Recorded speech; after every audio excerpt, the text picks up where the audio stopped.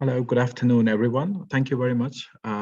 We are in the last class today, and the last class will end with very interesting conversation about the politics of climate change. And in the last class, we talked about the physics of climate change, but throughout this whole class, we discuss on various environmental issues. We talk slightly about different policies and the politics related to resource conservation, biodiversity, and today we're going to talk about one of the most critical topics on climate change, which we are currently facing. And we have a very special guest today to talk about this, Dr. Saleemul Huq. He is the director of the International Center for Climate Change and Development and professor at the Independent University in Bangladesh, as well as he's an associate of the International Institute for Environment and Development in the United Kingdom and a chair of the Expert Advisory Group for Climate Vulnerable Forum, and a senior advisor on locally led adaptation with Global Center on Adaptation based in the Netherlands. He's an expert in adaptation to climate change in the most vulnerable developing countries and been a lead author of the 3rd, 4th, 5th assessment reports of the Intergovernmental Panel on Climate Change. And he also advises the least developed countries group in the UN framework for climate change. He has published hundreds of scientific as well as popular articles and was recognized as one of the top 20 global influencers on climate change policy in 2019 and a top scientist from Bangladesh on climate change science. And as of I know that he's been attending the COPs, leading negotiations, from the NGO groups and everyone for the last 26 years, ever since the COP started. So today he will talk about the COP, its origins, a bit of history, and why is it important? What are the key points that's been discussed during the COP, and the role of global North and South. And also he will talk a little bit about the Paris Agreement and the recent Glasgow Climate Pact that happened just last month in Scotland. Dr. Huq will speak for 40 minutes, and then we will have a Q&A. I would ask all the students to turn on the videos, and it's very important we respect the speaker here, and turn off keep mute. And you will have a Q&A session, and if there is anything, you can just post your questions on the chat box over here. Dr. Huq, please. Thank you very much, Saeed, and hello to everybody. Very grateful for inviting me to speak to you. I will try and speak for maybe about 30 minutes, Saeed, if that's all right, and then we have more time for Q&A and discussion. I always find it more interesting to respond to questions and have comments and discussion than give a long-winded lecture. And also, I apologize for not having any slides, so I'm just going to talk for half an hour, and then hopefully we can have a conversation. So let me start by saying that there are three major areas of the climate change issue in which I have been involved, and over the years, for the last 30 years, I've been very much working on this issue. And the three areas are, on the one hand, separate, but on the other hand, also overlap with each other. The first area I'll start with is the science of climate change. And you heard from Saeed in his introduction that there is something called the Intergovernmental Panel on Climate Change, which is a UN body co-organized by two UN agencies, the United Nations Environment Programme, headquartered in Nairobi, and the World Meteorological Organization, headquartered in Geneva.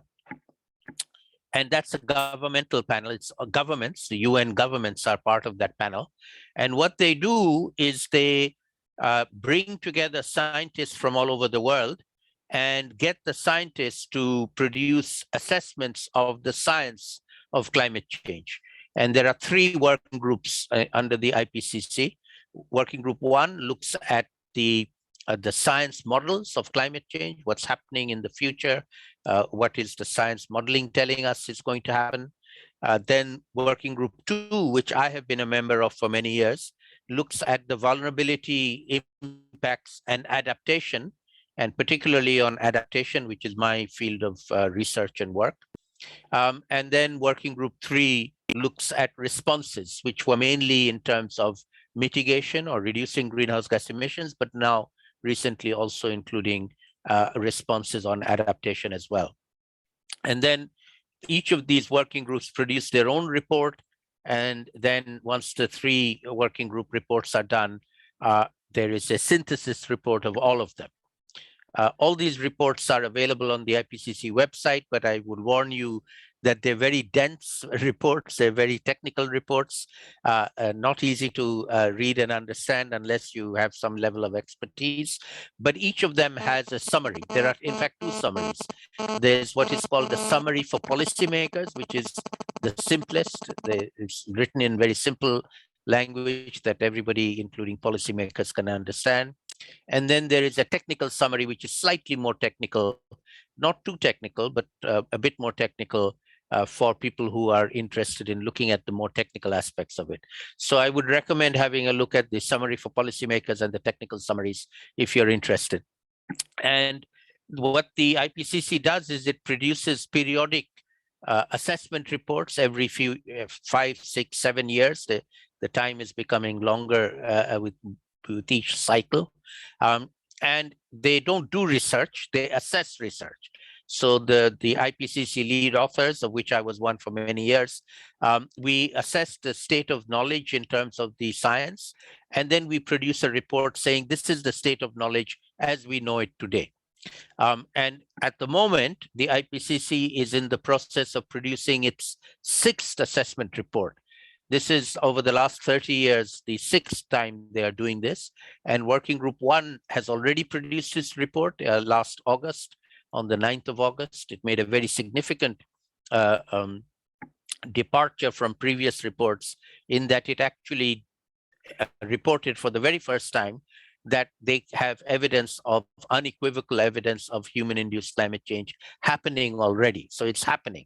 No longer something we need to think about in the future, but something that is already happening. And the scientists who work on this, what we call attribution science, are getting better at providing attribution to the impacts of human-induced climate change, becoming more severe, becoming more visible, becoming more attributable to the raising of global temperature by 1.1 degree already. That has happened already. So the IPCC is an extremely important body. Working Group 2 report is coming out in the next couple of months, and then Working Group 3 will come out with its report a few months after that, and then the synthesis report will be done a few months after that. So over the next coming months in 2022, before the next COP27 takes place in Egypt in November, we will have the full set of 6 assessment reports from the IPCC coming out and informing the global decision making. So the scientific world is very important. The Intergovernmental Panel on Climate Change that reports on this. If anybody's interested, I highly recommend that you look at some of the IPCC reports and keep an eye out for the upcoming IPCC reports as well.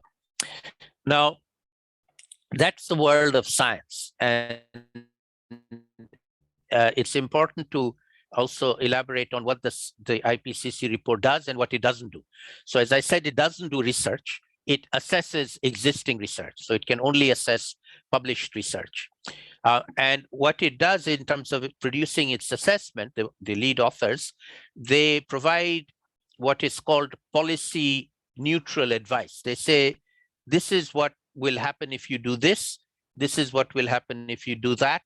But whether you do this or whether you do that is up to you, the decision makers. The scientists are not decision makers. They are providers of information. They give policy relevant information, but they don't advocate policies.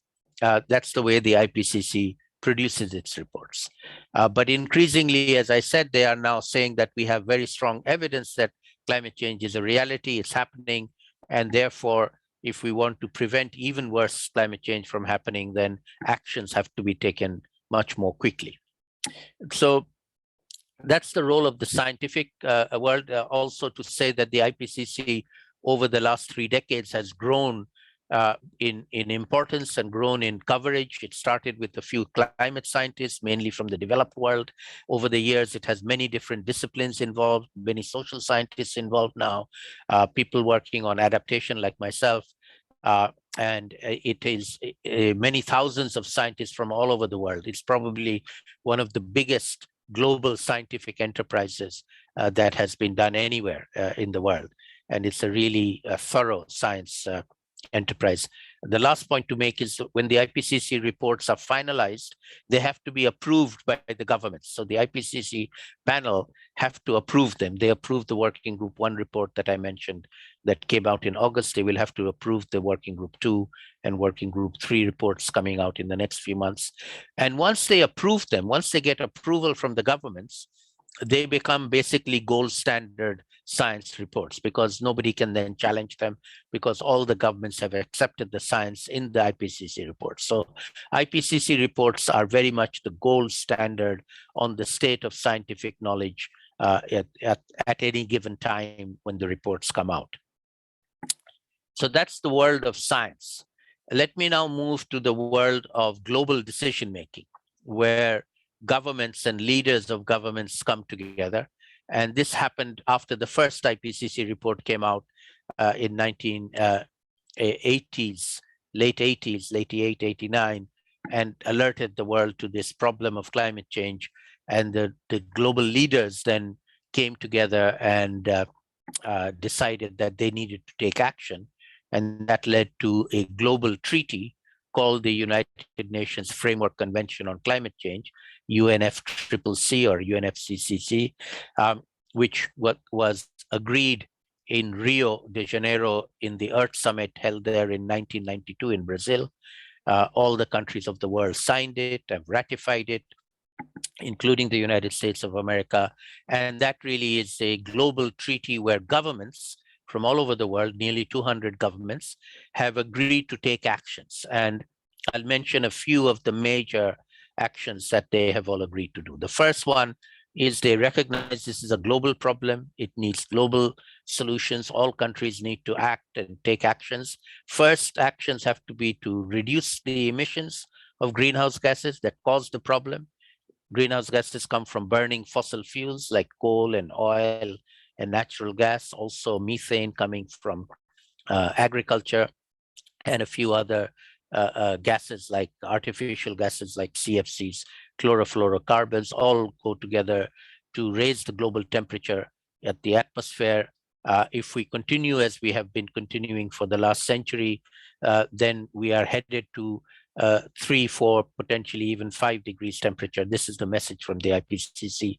And in order to prevent that from happening, governments have agreed to take action. So we have the Framework Convention. All countries have agreed to that, including the United States. Incidentally, when President Trump withdrew the US, he withdrew the US from the Paris Agreement, but not from the Framework Convention. So the US has always been part of the Framework Convention, even during the Trump years. Trump only withdrew from Paris, but as you know, probably President Joe Biden has returned the US to the Paris Agreement. So the US is now part of the Paris Agreement as well. So under this UN Framework Convention on Climate Change, what happens is that all the countries that are signed up and have ratified it, they meet once a year at what is called the Conference of Parties. It takes place in November or December at the end of each calendar year, and the location shifts from continent to continent. So this year, we just had the 26th Conference of Parties. It was the Europe's turn, and the United Kingdom, Britain hosted it in Glasgow in Scotland. I was there for the event.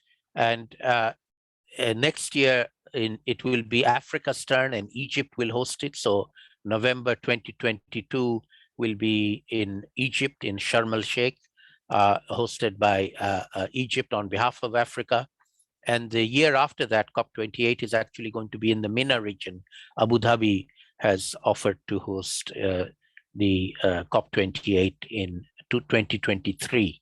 So the next 2 years will be in the Middle East region, Egypt followed by Abu Dhabi, and something that you might want to follow up on if you're interested in and see and follow as it happens. Now, in these annual events, what happens is that countries review progress on how they are doing in terms of dealing with the impacts of climate change, on reducing emissions. And every year they come up with further decisions on what needs to be done to improve the situation, to keep us on track, to keep going in the right direction. We have made some progress, significant progress, but not enough progress because climate change is now happening, as I said. Uh, each year's COP is not as huge or as important as other years. They vary. Sometimes they're very big and important COPs, sometimes less big and important COPs. The one that I will highlight as one of the most important COPs was COP21, which was held in 2015, 6 years ago, in Paris, France, hosted by the government of France. That particular COP was a very, very significant COP because at that COP, we achieved a major agreement called the Paris Agreement. All countries that were there agreed, which is a very difficult thing to achieve because it's not easy to get 200 countries to agree to everything. Even if a few countries disagree, then you don't have consensus. Everything is by consensus. There's no majority rule. There's no voting.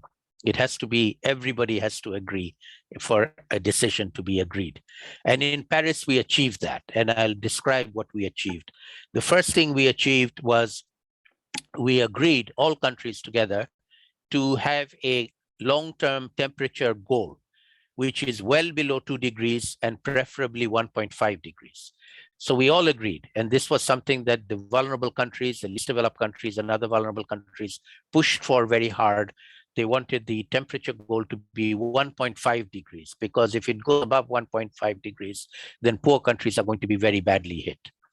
And so this was a very strongly fought issue in Paris. Going into Paris, only the vulnerable countries were advocating for 1.5 degrees, but by the end, we managed to persuade everybody. And so the Paris Agreement has a global goal of 1.5 degrees. Now, we need to now deliver on that 1.5 degrees. And the way to deliver is every country has to develop what is called a nationally determined contribution plan. It's basically a mitigation plan, emission reduction plan. Every country has to produce their plan, how they are going to reduce their emissions. And then we add up every country's plan and we see whether we are headed for 1.5 or not headed for 1.5. We were supposed to get these NDCs from all the countries before the Glasgow COP. Most countries have submitted, I think in the order of 70 to 80% of the countries have submitted. A few countries have not yet submitted their NDCs, one of the big countries being India. And so if we look at the NDCs that have been submitted and we add them all up, we are headed for well over 2 degrees. So we are not headed for 1.5 degrees. So the only way we can get to 1.5 degrees is for all the countries who have submitted their NDCs to improve their NDCs, to enhance their NDCs, to make them more ambitious. And one of the outcomes that we agreed in Glasgow was that originally these were to be reviewed every 5 years, but we can't wait 5 years for the next review. So we have agreed that next year in COP27, countries will come back and hopefully review their NDCs and improve and enhance their NDCs and make them more ambitious so that we can actually achieve the goal of staying below 1.5 degrees, which we are not at the moment headed for. We are headed for well over 2 degrees. And we need to bring that down to 1.5. So that's still a big, big issue for us going forward in the negotiations between Glasgow and Sharm el-Sheikh next year. The second major outcome in Paris was a pledge, a promise by the rich countries of the world to provide the poorer countries of the world with financial support to tackle climate change. There are 2 ways to tackle climate change. The first one being mitigation, reducing emissions of greenhouse gases, as I mentioned earlier. The second one is adapting to the impacts of climate change, because climate change impacts are now going to happen. And particularly for poorer countries and poorer communities in all countries, they're going to have to deal with those impacts and adapt to them, prepare for them. And the pledge, the promise from the rich countries was that they would provide $100 billion, billion with a B, every year, starting from 2020, to give to the developing world, developing countries, to tackle climate change. Now, as you know, COP26 held in Glasgow was originally supposed to have been held in November 2020, because COP25 was held in November 2019 in Madrid, in Spain. But because of the COVID-19 pandemic and the travel restrictions, COP got postponed by a year and was held now in November 2021 instead of November 2020. Now, by November 2021, all the countries were supposed to have the developed countries were supposed to have delivered $100 billion by 2020, but they failed to do that. And even in 2021, by the time they came to Glasgow, they failed to do that. And they admitted their failure, they apologized for their failure, and they have now promised to deliver the 100 billion from 2023 onwards. So from 2023, the rich countries have re-promised to give the 100 billion that they had promised originally. So that again was a not a full success of Glasgow in getting the money that was originally promised. Now, there is a second order issue related to the money that is of particular interest to vulnerable countries like the ones that I work with, like Bangladesh, my country, as well as the least developed countries more generally. And that is how much of the money goes for adaptation and how much goes for mitigation.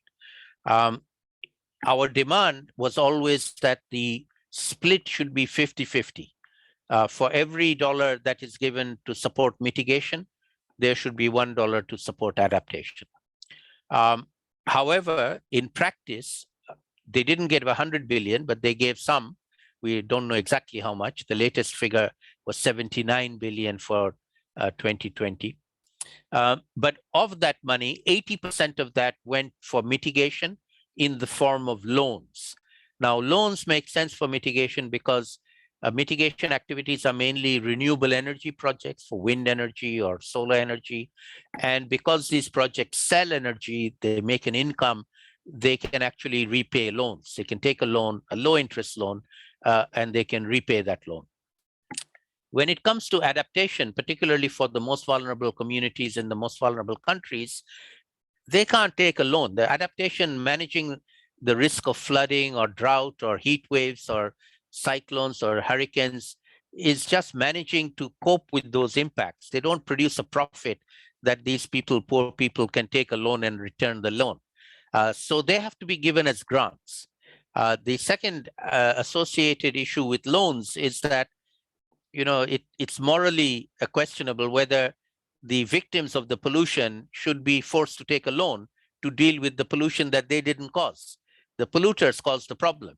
The victims didn't cause the problem, but they are being forced to deal with the problem whether they like it or not. And therefore, they need to be given money as grants. And so grant money is obviously more difficult for the developed countries who are giving the money to justify. And so they ended up giving 80% of their money as loans for mitigation and only 20% of their money for adaptation as grants. And this was an issue that was raised by the vulnerable countries in Glasgow. The developed countries, again, as I said, they accepted that they had not done this properly, that they had neglected adaptation, that they need to do more for adaptation. And they have agreed in the Glasgow Agreement to double the funding for adaptation. So, and in fact, while we were in Glasgow, a number of the developed countries like the UK, Germany, Canada, etc., actually announced amounts of funding for adaptation, particularly in the Adaptation Fund, which was created some years ago under the Framework Convention, and another fund called the Least Developed Countries Fund, which is specifically aimed at providing adaptation funding to the poorest, most vulnerable countries, called the least developed countries. So I think both of these funds received pledges of around $700-800 million from a variety of countries while we were in Glasgow, which is a good thing. It's not enough, but it's a good thing. They are beginning to give more money. So the second big issue for Glasgow and for Paris was the money. Is it coming? Is it not coming? How much of it is coming? And how effectively is it being delivered? Again, the answer is some of it is coming, not all of it. Some of it is being useful, not all of it. Some of it is reaching the most vulnerable people, not all of it. So it's a mixed outcome from the UNFCCC process as of Glasgow in the last few weeks in November. Now, these are the two big ones, the mitigation targets to keep temperature below 1.5 degrees and the money of 100 billion a year. There is a third issue, which is came up as a big issue in COP26. And the reason why that came up is to do with the science of climate change. As I said, the Working Group 1 report of the IPCC in August of 2021, for the first time, said climate change is already happening now. So we have to deal with it. The impacts are happening and we are suffering. All countries are suffering loss and damage from human-induced climate change, including some rich countries. You know, the floods in Germany killed nearly 200 Germans and caused something like $30 billion euros worth of damage. Hurricane Ida in the United States killed more than 50 people in New Jersey and caused several $1 billion worth of damage. So loss and damage is now happening even in developed countries, not just in poor countries right now. And it's going to get worse. Every year is going to be worse than the year before. And we need to deal with this new issue of loss and damage. It's a new issue. And in COP26 in Glasgow, going into COP26 in Glasgow, the vulnerable developing countries, the least developed countries with whom I am associated, as well as the small island states, as well as the Africa group, they all put forward a very strong demand for finance for loss and damage that goes beyond the adaptation and mitigation finance that was agreed before. And this is always a highly contentious issue. It's politically contentious because the developed countries, particularly the United States of America, and I'll single them out as the particular important country in this regard, do not like talking about loss and damage because they fear that it will open up the gates for liability and compensation. In fact, the two words, liability and compensation, are taboo words. We are not allowed to use them. The US in the Paris Agreement inserted language saying that loss and damage cannot be used for liability and compensation, which we agree with. We have agreed we're not using it for liability and compensation, but we are asking for funding out of a sense of humanity and a sense of solidarity, not out of liability and compensation. But nevertheless, this is a very sensitive issue. Our demand for a Glasgow facility on funding loss and damage was put forward very strongly by the developing countries, but in the end, the United States vetoed it, and it got watered down in the Glasgow Agreement to a dialogue on loss and damage. So we will have a dialogue. Dialogue is good. We'll talk about it, but we're not going to do anything about it. Interestingly, though, there was a very interesting development that took place outside the COP process. And it was an interesting development because the venue for the COP was the city of Glasgow, which is in the country of Scotland. Now, Scotland is a member of the United Kingdom, but it is also a country with its own government, its own parliament, its own budget, and its own first minister. Her name is Nicola Sturgeon. And Scotland was also our host. So Boris Johnson, the Prime Minister of the UK, was the official host. The United Kingdom was the official host inside the COP venue in Glasgow. But outside the COP venue, when we were in the city of Glasgow, in the country of Scotland, our host was the people of Glasgow and the people of Scotland and the government of Scotland. And that is a very significant difference in this particular COP. And one of the ways that that difference manifested itself was just before the COP started, the First Minister of Scotland, Nicola Sturgeon, who, incidentally, Scotland has its own climate fund, which is different from the UK's climate fund. And it's called the Climate Justice Fund. And Scotland doubled their climate justice fund just before the COP, and Nicola Sturgeon put £1 million out of that fund into setting up a new loss and damage fund. And she challenged other world leaders to match that fund and put money into it. And over the course of the 2 weeks of the COP that we were in Glasgow, we got some contributions, one from the province of Wallonia in Belgium. They put €1 million into the fund. A number of philanthropic foundations added a few million into the fund. So that fund now exists. It's about $6 or $7 million. In fact, Nicola Sturgeon herself, by the end of the COP, she doubled the initial amount. So she started with £1 million, and then she doubled it to £2 million. And so the fund for loss and damage has started, but it's outside the UNFCCC because Scotland is not a party to the UNFCCC. Scotland is a separate government. The UK is the party to the UNFCCC. And to some extent, this is also a function of Scottish versus British politics, because Nicola Sturgeon belongs to the Scottish National Party, which is at odds with the Conservatives in the central government. So to some extent, it was a bit of a challenge to Boris Johnson on behalf of Scotland to do this, but it was a good challenge in my view. I had the good fortune of being invited by Nicola Sturgeon to visit her, have a cup of tea with her in her residence in Edinburgh the day after the COP ended and talk about this. And she's very committed to continuing to support this activity on loss and damage going forward. So this is going to be a new area of work, both inside the COP as well as outside the COP, as we move forward to COP27 in Egypt, in Sharm el-Sheikh in November of next year. So let me now move from the science to the policy making, global policy making, which I've just described under the COPs, to the final third element that I want to talk about. And then I'll stop and I'll be very happy to take questions or comments from all of you.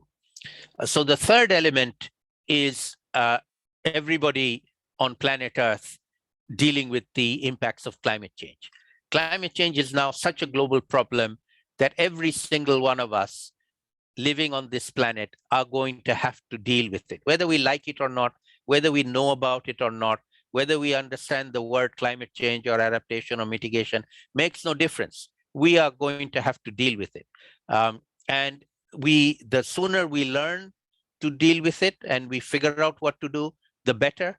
And the sooner we join forces with each other to tackle it properly, the better. We cannot leave it to our leaders at these annual conferences to do the right thing. By and large, they fail to do the right thing or they fail to rise to the occasion. We cannot leave it to them.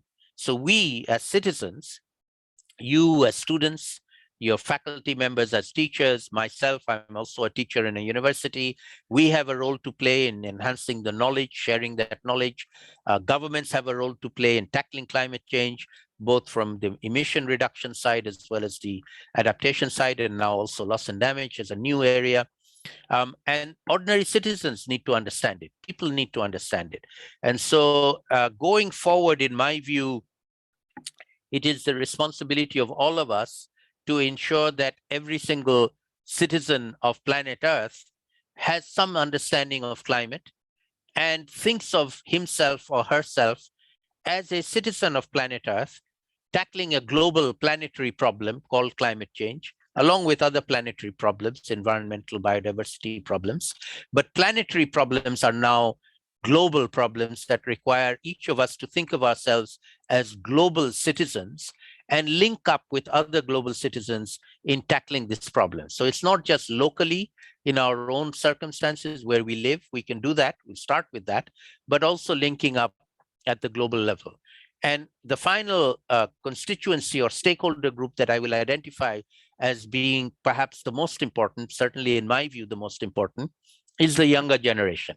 So those of you who are students in this group, I see you as the champions, the people who need to tackle this issue. You need to learn about it, learn about the problem, and then learn about the solutions, and then start practicing the solutions that you want to get involved in doing and become the champions to tackle this problem, because my generation has failed. We have not been able to do it justice. We've done a little bit, but not enough.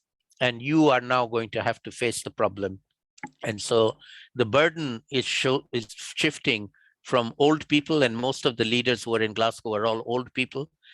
They don't get it. They're not going to change easily. Young people are the ones that have to make them change and young people are the ones that have to know what to do and then do what needs to be done effectively, locally, nationally, and globally. And I'm very glad that we're having this conversation. I'm very open to having further discussions with each of you. If you have any questions or comments, very happy to take them. Let me stop there. Over to you, Said. Thank you, Professor. Really interesting. If you have any questions, either you want to ask the professor directly, or if you want to put it in a chat box, feel free to ask your questions. We'll just go one by one. Please raise your hands, if anyone wants to begin with. If you don't want to ask, again, post your questions on the chat box over here. Yeah. Feel free to ask the questions what you have we discussed in the class, related to climate change, the politics. And Professor Huq is the right person to answer all of them. Has written quite extensively on these topics. Feel free to jump in. Yeah. Yes, I can see some hands coming up. Okay, Bashir, then Shada. Go ahead. Can you unmute and just put, and you can ask your question. Try to be very precise so that yes. You can take time to respond. Yes, absolutely. Am I audible? Yes, go ahead. Yes, okay. Hello, Professor Huq. Thank you very much for your presentation, and thank you very much for making the time. We really appreciate it, and we consider it an honor that you present this information to us. So my question is, and this is to touch on your specific topic on the difference in contribution to climate change between developing countries and developed countries. In lieu of this, would you say that developing countries have a less of a reason, or we'll say less of a responsibility towards fixing or getting rid of climate change? Or would you say that irrespective of their lack of contribution to climate change, they still have as much of a commitment or as much of responsibility to preventing climate change? Thank you. Professor, you want to take multiple questions and yeah, respond, why don't we take a few? Yeah, let's take a few. Okay, and that's then good. I'll Okay, Shada and then Nahia. Go ahead. Shada, go ahead. Okay, great. So it was mentioned that rich or developed countries would agree to pay 100 billion, if I'm correct. And however, they didn't pay all that amount, and the amount they paid was 80% sent to as loan. Wouldn't that be a burden on? Wouldn't that be a burden on the undeveloped countries? And it would cause more of a problem. Like, they're already suffering from climate change, and having to pay all that money back, it would just cause other impacts to their health, lack of food, and everything. What other method could be done in order to prevent that? Nahia? Thank you so much, Professor Huq, for coming. The question I had was, you discussed the Paris Agreement, and you mentioned that one of the beneficial outcomes was that 200 countries decided they'll lower the bridge to they weren't able to. Sorry, Nahia, your voice is breaking. You're breaking up. No, you're still breaking up, actually. Try putting your video camera off. Maybe that might help. I'm sorry, my internet is a little weak. Do you want to type a question? Yeah, you can just type your question. Yeah, why don't you put it in the chat? Yeah, in the meantime, he will respond to it. Yeah. Yep. Okay, so let me respond to the first two, and then Naya, if you want to put it in the chat, I can read it. So Bashir, in answer to your question, the problem of human-induced climate change started from the emissions of greenhouse gases more than a century and a half ago, at the time of the Industrial Revolution. And the benefits of the Industrial Revolution were primarily acquired by the rich countries. That's how they became rich. And when we agreed the UN Framework Convention, they actually agreed to that. There's no question about it. And they agreed to be listed. So in the UN Framework Convention, there is an annex, it's called Annex 1, that lists the names of the countries who became rich because of the Industrial Revolution. And therefore, they have a greater responsibility, which they accept, that they have a greater responsibility. There is a very famous phrase in the UN Framework Convention that describes this situation. It's called common but differentiated responsibilities. CBDR is known as. Common is every country has to take action, everyone. But differentiated means some have more responsibility than others. And that means the rich have more responsibility than the poor.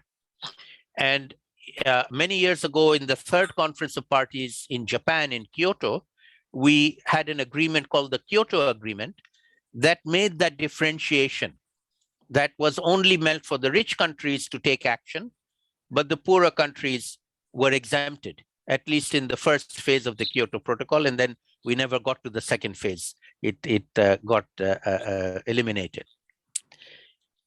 Many years later, when we came to Paris in COP21, by that time, the problem had become much, much bigger. And the big emitters were now China, became the biggest emitter, India, big emitter, who are not covered in the original Annex 1. And so in Paris, we agreed that everybody has to take action. It's not just the rich countries alone that need to reduce emissions, but even China has to reduce emissions, even India has to reduce emission, and everybody has to reduce emissions. So the architecture of delivering the Paris Agreement is no longer Annex 1 countries have to do things and non-Annex 1 don't. It's everybody has to do them, and everybody does it on a voluntary basis. Nobody is imposing on countries. Everybody has to come up with their own plan, and that plan is called the national contribution from every country. So every country will figure out their own contribution. But then, as I said, if every country does their own, when you add them up, they have to add up to significant progress. If they add up to 3 degrees, then they're not useful. They need to do more. And so right now, the national contributions are taking us to just over 2 degrees to be charitable. If they do everything they said they're going to do, we'll be just over 2 degrees, which is not bad, but it's not good either. It's nowhere near 1.5 degrees. So we need to go further. We need every country to ratchet up their contribution, and every country has to do this now. And every country agrees on it. There's no disagreement saying, you know, my country won't do it. Every country says, yes, we will do what we can. But the big polluters have to be the ones who do the most. And the 2 biggest polluters are China and the United States. Interestingly, the Chinese and the US actually came to an agreement in Glasgow. On the last day in Glasgow, they announced that they will work together to enhance their own reduction plans, their own NDCs going forward. It's a nice sentiment. They expressed, they didn't tell us exactly what they're going to do. Let's see what they do. But it is something that we expect of them. So the big polluters are expected to do more than the small polluters, but everybody's a polluter and everybody has to do what they can. That is now our principle. It's the common responsibility of all countries, no longer just a few countries. Shada, on your question about the 100 billion, you're quite right. The money has not been delivered. Most of it has been given as loans rather than grants. And that is not a way forward. It is firstly, the promise was made by the rich countries. It was their pledge. They said they would do it and they failed to do it, which is, makes their own words non-credible going forward.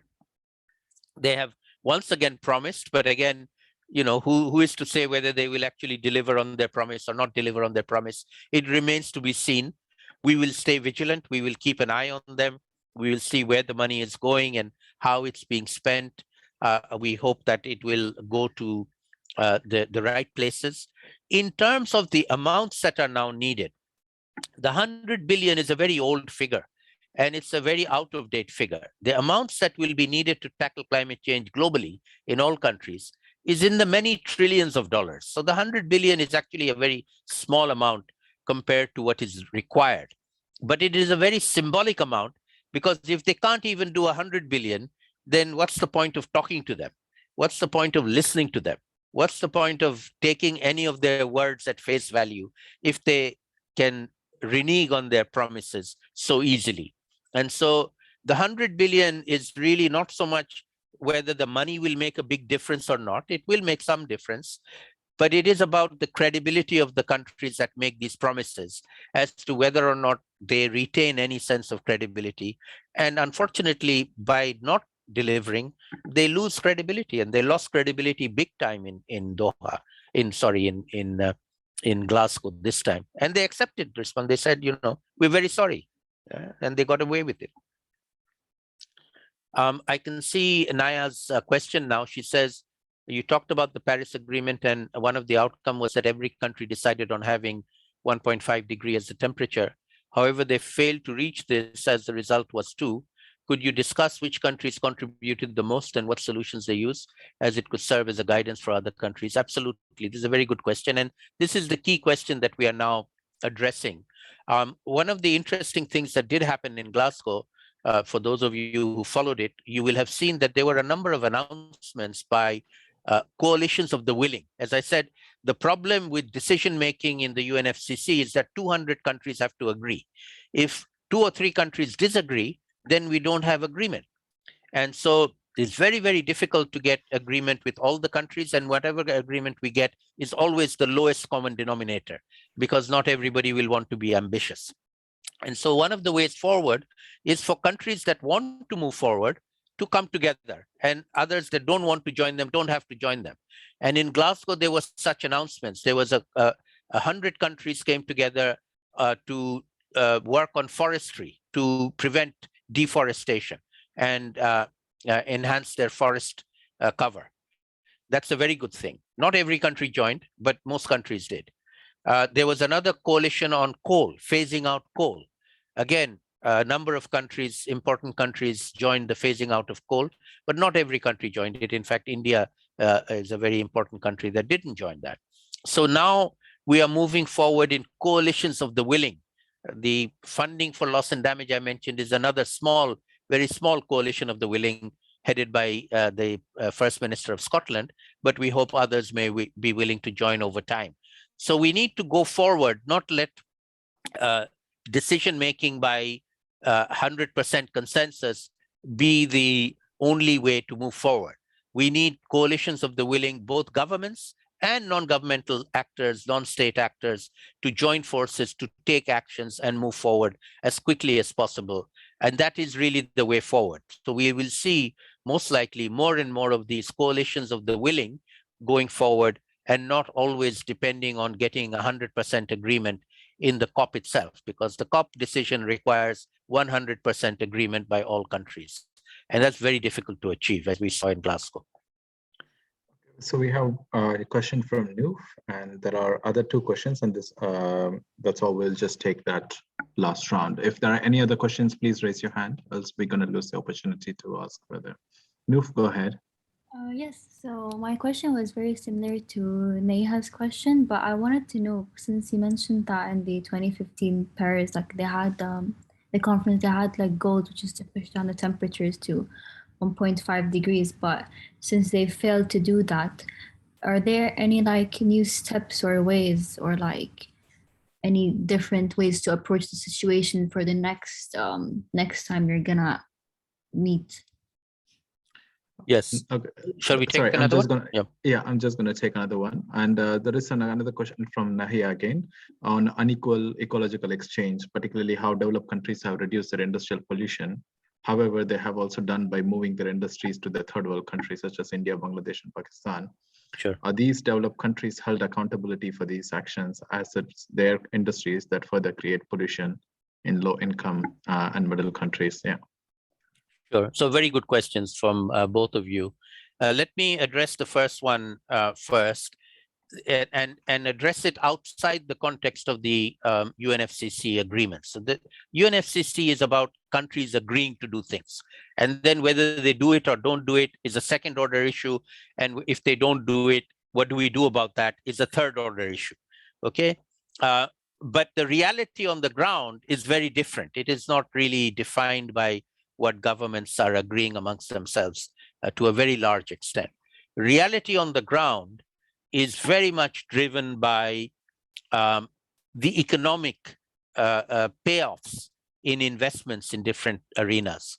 And the transition that we have to see happen is a transition of the global economy, particularly the global energy economy, away from fossil fuels like coal, petroleum, and natural gas as quickly as possible, and moving into sustainable sources of energy, renewable sources like solar and wind, together with battery storage technology. This is a three-legged stool in terms of sustainable energy: wind, solar, and storage. The sooner that happens, the better. And that's not going to happen because countries agree or don't agree, come to a COP decision. Not COP decisions. These are investors with millions and billions and trillions of dollars making their decisions on where to put their money. And they are doing that. So nobody is putting money in coal anymore. Coal is dead. Coal can only survive with subsidies. The Australian government is subsidizing their coal industry. India is subsidizing its coal industry. China is subsidizing its coal industry, but they cannot subsidize forever. Coal is already dead. No self-respecting investor is going to put $1 in any coal mine or coal-based energy source. Coal is dead. Petroleum is next. Petroleum has to do with transport because we use petrol in our vehicles. The vehicle transport sector is moving very, very fast to electric vehicles. The battery technology is getting better. The technology of these electric vehicles is getting better.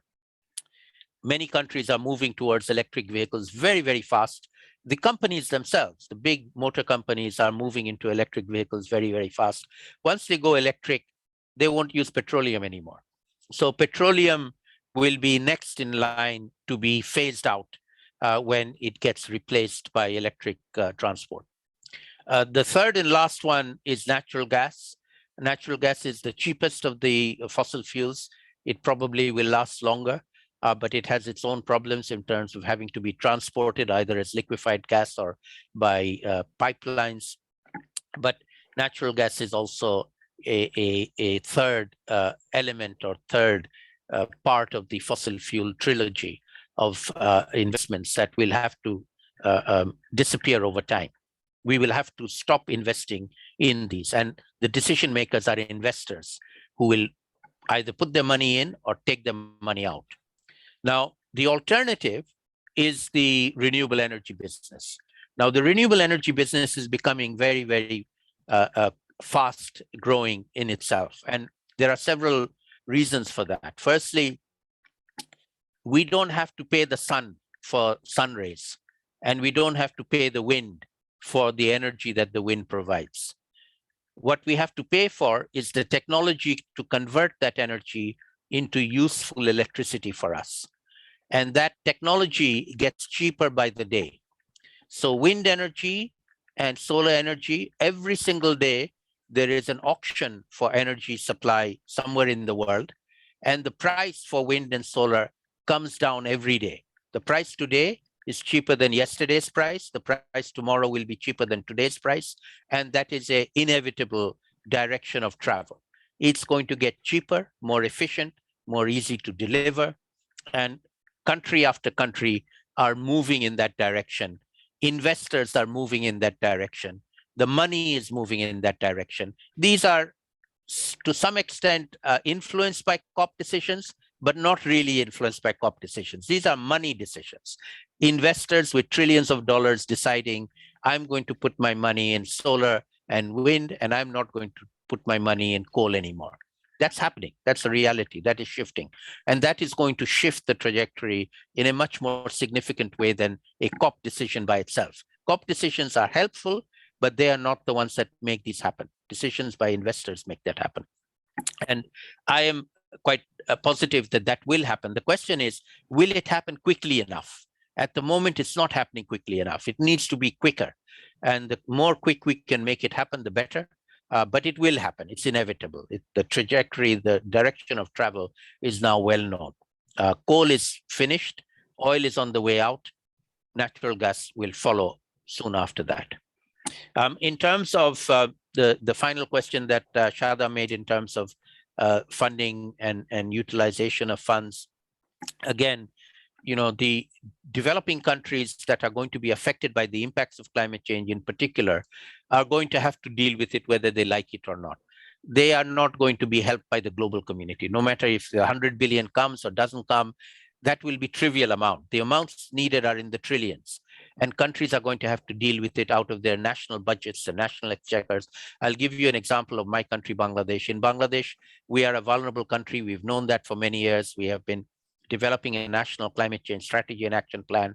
We have a national climate change trust fund with money of our own. And in the last few years, the national budget of Bangladesh has a climate budget included in it. In the current year, 8% of the national budget is allocated to tackling climate across 25 different ministries within the government. That's one of the biggest allocations of any country in the world, perhaps the biggest allocation that any country has made. So we are not waiting for this mythical 100 billion to come to our rescue. We are spending the billions ourselves because we have to do it. There's no escape from doing it. We are going to have to deal with it if we want to deal with it ourselves. And every country is going to have to do that. That's inevitable and unavoidable now. I hope that answers your question. Yeah, if we can take one last round of questions that keep coming in, but I'm just going to promise that this will be the last round. Okay. Professor Kai, and then we have 2 questions that I will just read out to you, and you can just give very brief answers. I know we have to finish the conversation in 5 minutes. Professor Kai. Yeah, Professor Huq, thank you very much for your presentation. Very enlightening. I have 2 very brief questions. The largest delegation at COP26 were the oil and gas and the lobbyists. Right. How did they make their presence felt? And the second question is, India and China, of course, minutes before the final agreement, voiced their opposition to the coal phase out and watered it down to a phase down. How can we avoid something like this, like an onslaught like this at the last minute at future COPs? Thank you very much. Okay, so there's one question from Noor. Could you expand on how LEDCs could combat climate change? And these countries are already facing major issues such as poor health and education. How can climate change become a priority, like in terms of forward development issues? Yeah. Sure. So, Professor Kai, very good questions. You're quite right. The analysis of who was in the COP showed that the biggest delegation by far were lobbyists on behalf of the fossil fuel industries, coal, petroleum, and natural gas.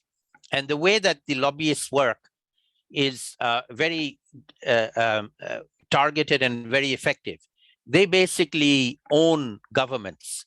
So the Saudi Arabia government is owned by Saudi Aramco. The negotiators who come from Saudi Arabia are from Saudi Aramco. The ministry that represents Saudi Arabia in the negotiations is the Ministry of Petroleum, not the Ministry of Foreign Affairs, not the Ministry of Environment, Ministry of Petroleum. And their job is to make sure that we do not do anything to make their profits suffer. So their job is to prevent action, to stop action. And they're very, very effective, and they're not alone. I just singled out Saudi Arabia as one example. Australia is another example. The United States under President Trump was a classic example. Trump knew nothing about climate change, but he was funded by the coal industry in the United States. They were the first to fund him. And he parroted the coal industry talking points every single time he talked about it. He himself didn't know anything. He just a mouthpiece, a puppet of the coal industry in the United States, and did whatever they told him to do and said whatever they told him to say. And that's the extent to which the fossil fuel companies control politics. And it's about politics and economics and finance. I won't use the word corruption, but it's obvious they are extremely corrupt as well. And so that is a very, very significant impediment, barrier to getting agreement. As I said, these countries are the ones that stop any kind of action taking place. With regard to the point you made about India and China in the final moments of the COP, that was a significant power play by India and China to demonstrate that they were not going to take things lying down. It sounds like a trivial wording difference between phased out and phased down. But it made a difference. It mattered to them, and they insisted on changing the language, and they got away with it. And that was just simply power play. You know, the two words don't really make much of a difference, but they made it make a difference by inserting their own language and insisting on that language being accepted. And if you have seen the final session, you'll see the president of COP, Mr. Alok Sharma, was almost in tears because he had to accept that. He thought he had a package that everybody would agree to, but they didn't let him make that happen. Incidentally, the vulnerable countries were also very unhappy with the final package, particularly on loss and damage, but they swallowed the pride in support of getting the package out. The attitude was something is better than nothing. And they had to swallow. They were not able to raise their voice to stop an agreement or to change the final agreement. India was, and that shows you the difference between India and the small island states, for example, in terms of power. India is a powerful country now and cannot be ignored. And that's what they asserted. That's what they were showing in that demonstration that they had. With regards to least developed countries, let me also mention a group of other vulnerable countries. It's called the Climate Vulnerable Forum. It's a combination of least developed countries, African group countries, small island states, and Latin American countries who are vulnerable to the impacts of climate change. It was created by President Nasheed of the Maldives 10 years ago when he was president of the Maldives. And it's a political forum, and it has continued ever since then. It now has 55 countries as members, and the chairmanship is a head of government for 2 years. The current chair is the Prime Minister of Bangladesh, Sheikh Hasina, my Prime Minister. She was the head of the CVF countries in Glasgow. She went to Glasgow and she chaired the meeting of the Climate Vulnerable Forum leaders. And one of the things that these Climate Vulnerable Forum countries have done, incidentally, they also have a group of finance ministers of the Climate Vulnerable Forum, and they are now producing what they're calling climate prosperity plans so that they can continue to develop despite tackling climate change. So climate change is no longer something that they will let climate change defeat their development. They are not going to do that. They are going to defeat climate change, even if it happens. And these countries are taking a much, much more robust and positive attitude going forward. They're becoming leaders in developing despite climate change, not letting climate change impede development. It will definitely cause problems, but we will overcome those problems. And that's the spirit in which the Climate Vulnerable Forum countries are going forward under the leadership of Sheikh Hasina at the moment. She will hand over before COP27 to Ghana. The president of Ghana will become the next leader of this group. So if you're interested in the politics of climate change, keep an eye on this group. It's called the Climate Vulnerable Forum. There's a website that you can see what they're doing. It is very much about taking actions to tackle climate change at scale by these countries themselves. It's not asking for help. It's we are going to do it ourselves. And we want everybody else to do the same. Thank you. That's all we have here today because we just need to, I promised Professor Huq we're just going to take only 1 hour of time. Yusuf, I'm so sorry we can't ask any more questions. We definitely will get back to you on that one. And thank you from Georgetown University and AYCM Qatar for your time. We really appreciate your support and your input today. And I'm sure it's going to help like our students like in their final essays as well that they're going to submit in the next few days. And I ask all the students to remain here and we just have final wrap-up discussion and don't sign off before we get it done. Professor Huq and everyone else, thank you so very much. We really appreciate your help and we will get back to you soon. Thank you very much. I'll say goodbye. Thank you. Thank you. Bye-bye. And good luck with your exams and your studies. Thank you. All right, okay. So the just final remarks. I hope you enjoyed the lecture and everyone. And please feel free to ask any further questions. Yusuf, I know you had a question, but it was too late for you to ask of it. But we just have to wrap up the conversation. Also, like I just wanted to remind you that we have an evaluation survey. I know many people have many bad things to say about me. And I guess you have an opportunity to say that if you can't say it in front. you have you received, I guess, an email from your council or something that, like, where you can evaluate my teaching, the content and everything. Please feel free to take time. Like, I guess it's just going to take 5 minutes of your time. Be honest about it. If you have any comments, Professor, this could be a better class, like, if you have done so and so, and please do let me know. Again, I'm not a very experienced professor. I'm just definitely going to learn through you, and I have learned a lot from the conversations that we have had so far. And if you have anything to say, you can say it right openly here as well, or if you wanted to give your nasty comments or your reviews, and you're happy to give it on the link that was shared with you. And also, if you have any questions on the final exams, please make sure that, like, you ask early as possible, because today is the last day of the class and we have very little time and you have to finish it on time. There will be no extension. Unfortunately, the dean has, the associate dean has informed that, like, they can't take any further delays in submission of the final results. And I really ask you to ask me ahead of time. Like, if you wanted to ask, like, tomorrow, day after tomorrow, the weekend, you can just send me an email and I'll be happy to answer to you. But please don't wait until the last minute for me to get back to you. Okay, that's not going to work. Okay, and that's all. If you have any questions, please feel free to ask me anything. Yeah.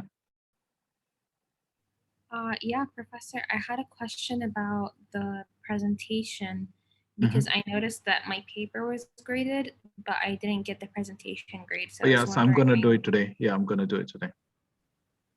Okay, great. Because I didn't actually submit the presentation, so I was worried maybe that's no, the it's fine. reason No, the why. presentations you don't have to, because that's why I asked you to send it to my email. So I can just go through it and, like, review it, and I have all my comments written on my note. I'm just going to post them, because the presentation, the group presentation, everyone will get the same grade. So the write-up is different, but the group presentation, like, whoever in the team, they're all going to get the same grade. Okay, yes, great. you can just always get back to me if you have any questions with the assignment, and I hope, like, you guys will continue to do. I wish, like, we could have a last class in the room, like, we could have taken a picture at least. But anyway, but feel free to write back to me. I will post my email address, my personal email address on the Canvas. And you can always see how if you're focused on writing about climate change or any of the environmental issues, or if you wanted to contribute to the NGO through your time, through your activism. I don't want to use the word here, but anyway, but feel free to